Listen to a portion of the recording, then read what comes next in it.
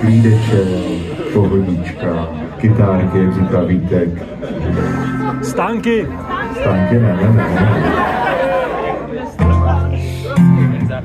Zakončíme tu skladbou, kterou jsme zakončili naši první desku.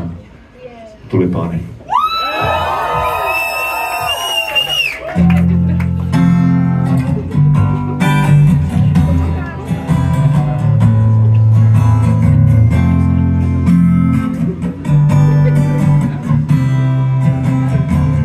Dřív než stihli všechno zdražit.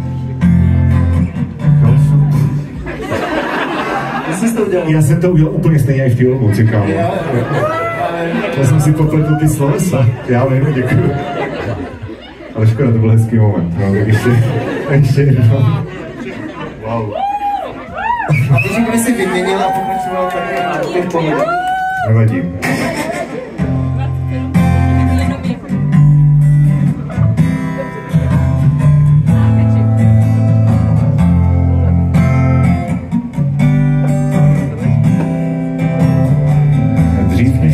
Všechno zdaří, nakoupil jsem tulipány a dřív než stihli všechno zdražit, nechal je vyschnout v herbáři. Zapomněl jsem, kolik stály a už se mi moc nelíbily, tak jsem ty tulipány spálil. Trvalo to jenom chvíli. Když totiž necháš uschnout kytku, tak už se k životu nevrátí. Je navždy mrtvá jako stíny vlaků na opuštěných tratích.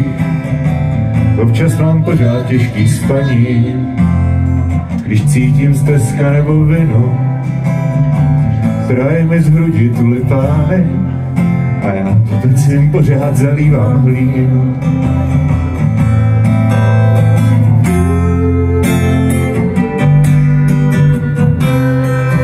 Tomáš Bonovox Havle.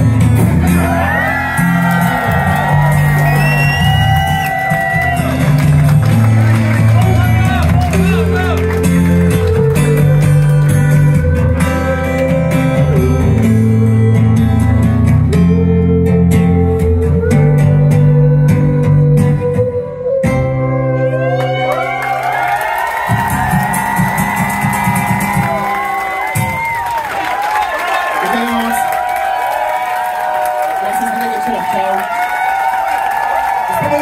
Díky.